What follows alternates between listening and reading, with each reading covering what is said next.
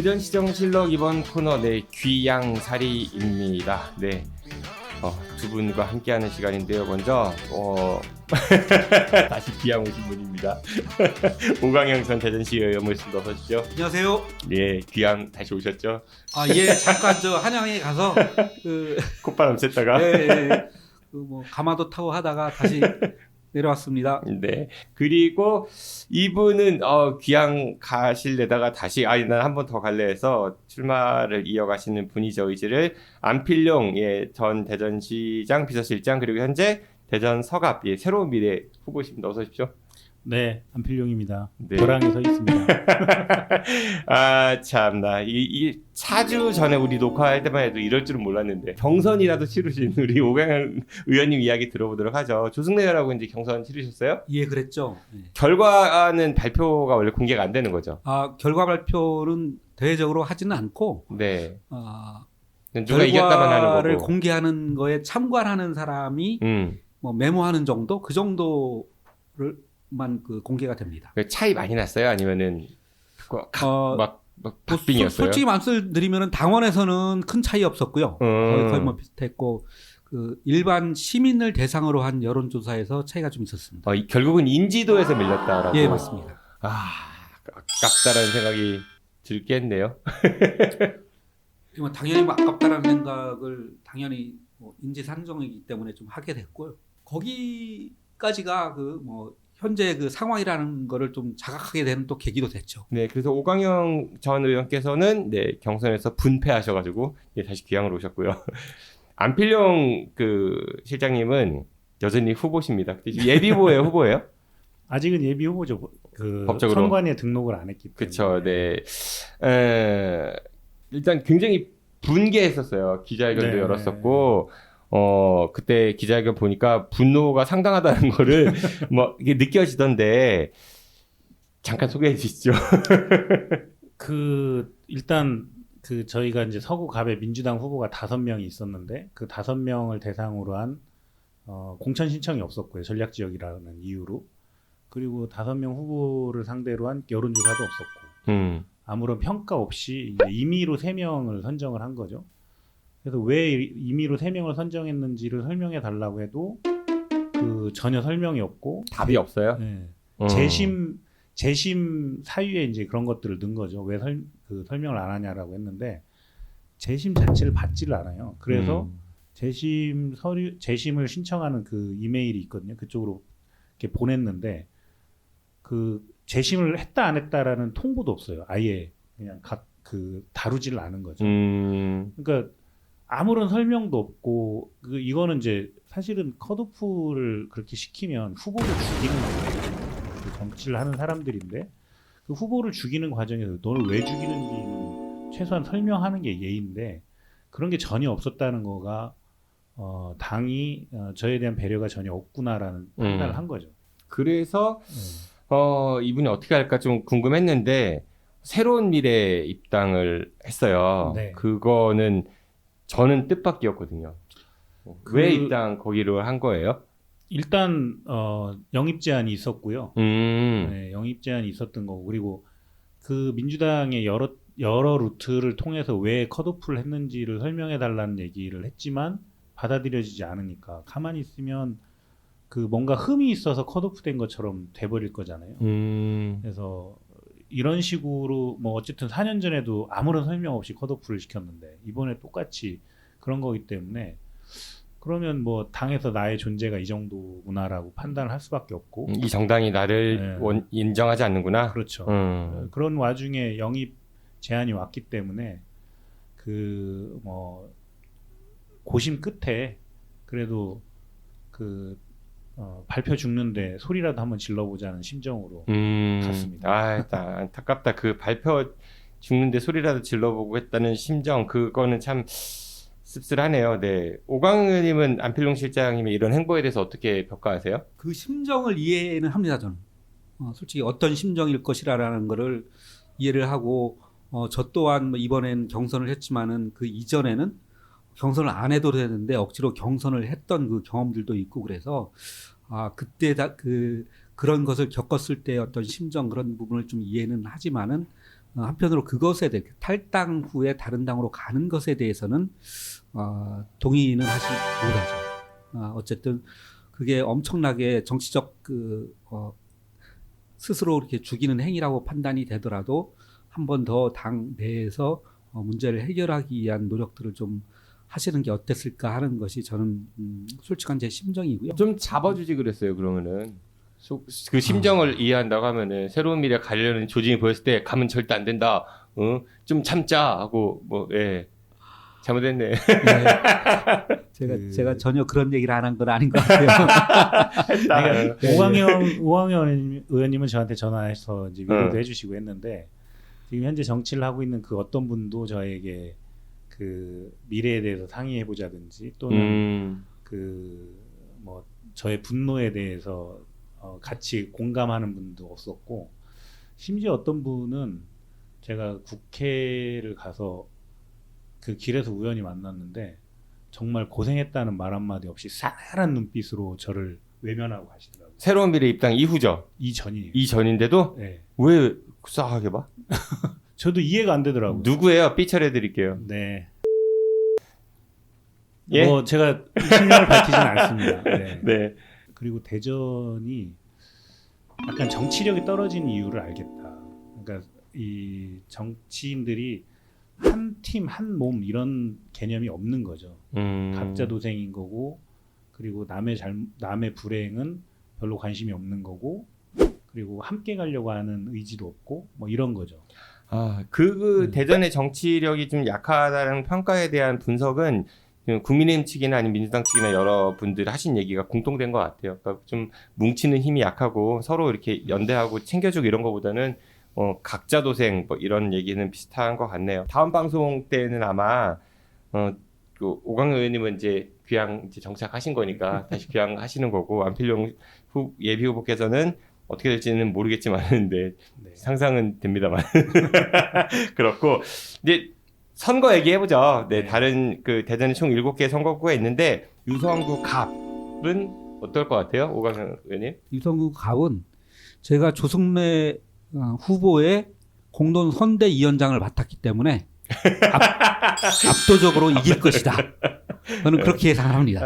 알겠습니다. 윤서식 후보가 상대 후보인데 아직 좀 인지도는 많이 약한 편이죠? 예, 그러기도 하고 이제 사실 어떻게 보면은 이제 국회의원으로서의 그 역량과 자질로 보면은 두 후보를 비교를 하면은 누구가 그 우리 유성에 그리고 대전에 그리고 정치 발전을 위해서 누가 나을 것인지는 유권자들이 잘 현명하게 판단할 것으로 생각을 합니다. 그래서 유성구 갑 같은 경우에는 뭐 특별한 변수가 없는 한 민주당이 이길 것이다. 저는 그렇게 보고 또 그러기 위해서 사실 유성구에서 좀 압도적으로 리드를 해 나가야지 대전 전체 판에서 다른 지역구도 무난하게 이길 수 있는 기초가 저는 마련된다고 보거든요.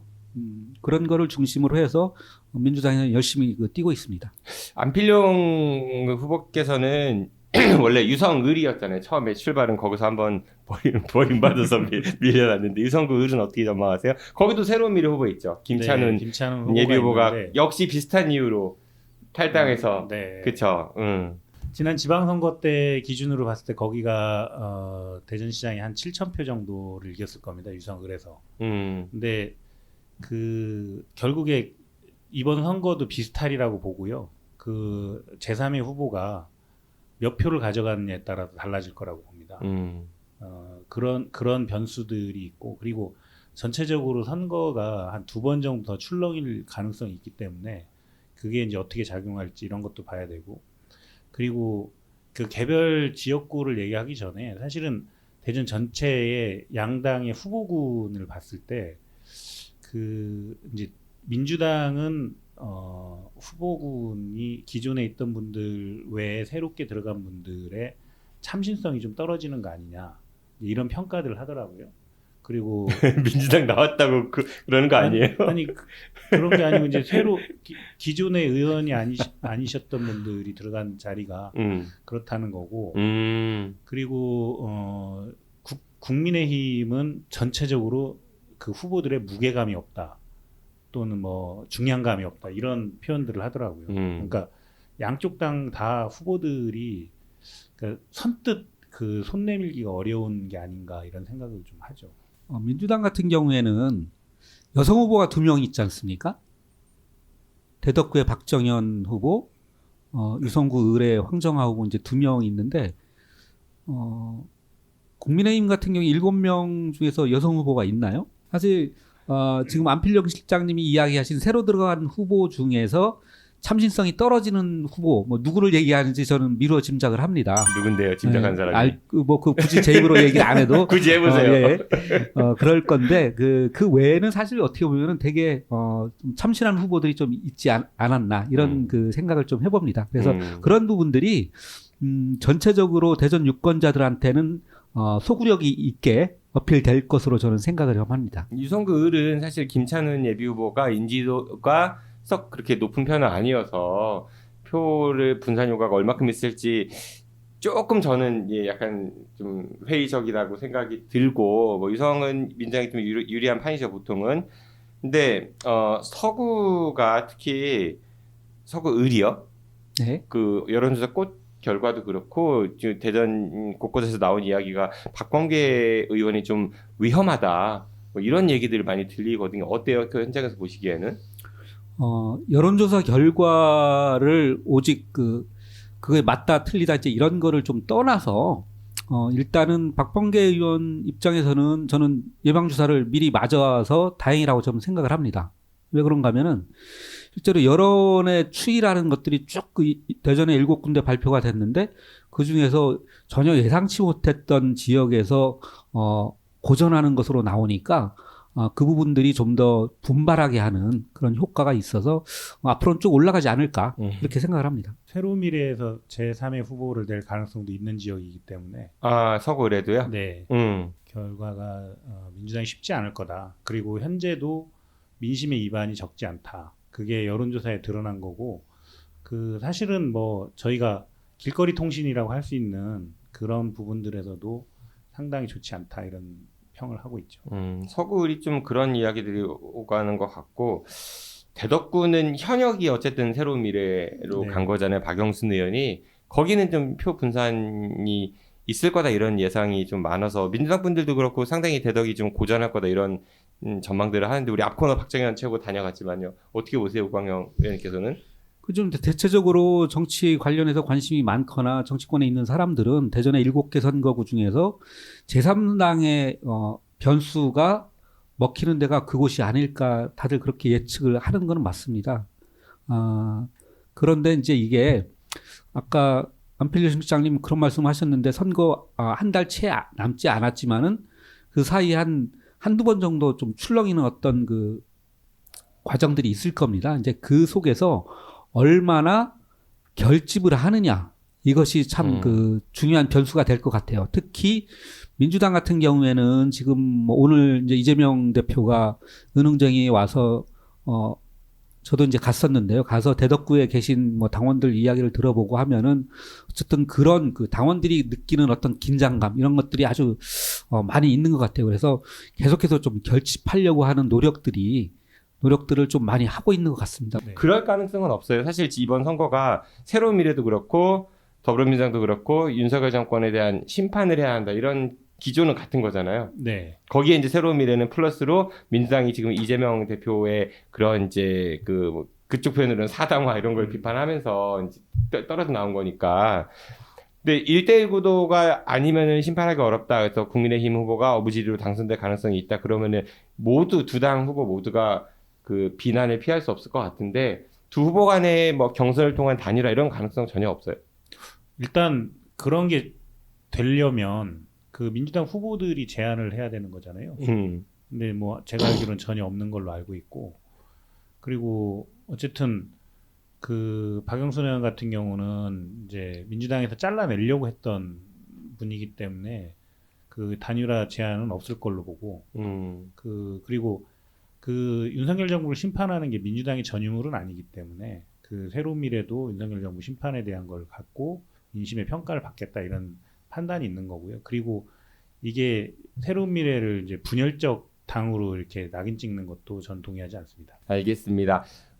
가시기 전에 그러면은 마지막으로 한번 예측을 해보시죠. 이거는 전망입니다. 그러니까 바람이 아니라 7개 선거구 중에 민주당이 이기는 곳이 몇 곳이다. 오광영 의원님은 예, 이건 저희 술래기예요. 나중에. 예, 제가 그 오문어라고 제 별명이 아시죠? 아 문어 예, 그거요? 문어.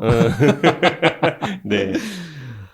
사실 이제 7석 전석을 석권을 하는 것이 민주당의 목표이긴 합니다.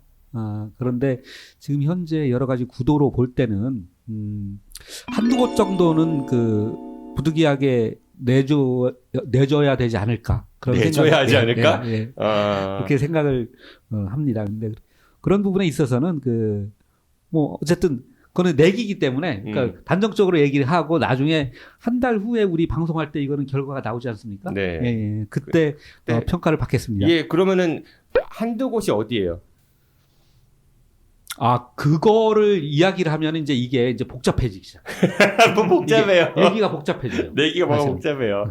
알겠습니다. 어쨌든 그렇고 우리 안필용 실장님은 어떻게 전망하십니까? 뭐 예측은 어느 당도 싹쓸이는 없을 것이다라고 생각을 하고요. 팽팽할 거라고 생각을 합니다. 양쪽이. 그리고 결국에 제3당이 나와 있는 지역이 사실은 민주당한테는 굉장히 위험한 상황일 거고요. 네. 그렇다고 하면은 대덕, 서구갑, 유성구, 을은 민주당한테 위험할 수 있다. 그렇다고 볼 수 있죠. 그러면 4대3 정도? 아니요. 중구도 민주당이 위험할 수 있습니다. 중구도? 네. 그러면은 국민의힘이 5석 정도를 가져간다? 4개? 4개? 4개 정도 가져가. 4석 정도를 가져가겠다. 민주당의 3석이고. 네. 네, 알겠습니다. 이 결과가 어떻게 실제로 결과 어떻게 나온지는 선거 끝나고 같이 얘기해 보도록 하고요. 저희가 사실 4월 총선쯤까지 방송을 하고 또 새로운 포맷을 만들려고 지금 구상을 하고 있어요. 두 분하고는 만날 기회가 또 있을 것 같아요. 더 웃기고 재밌게 네. 이야기하면 좋을 것 같습니다. 네, 오늘 오광영, 안필용 두 분과 함께 귀향사리에서는 4.10 총선 전망 그리고 두 분의 험난했던 선거 치르는 과정에 대해서 이야기 들었습니다. 지금까지 오광영 대전시 의회 전 의원 그리고 안필용 대전 서갑 총선 새로운 미래 예비 후보입니다. 고맙습니다. 네, 감사합니다. 네, 감사합니다.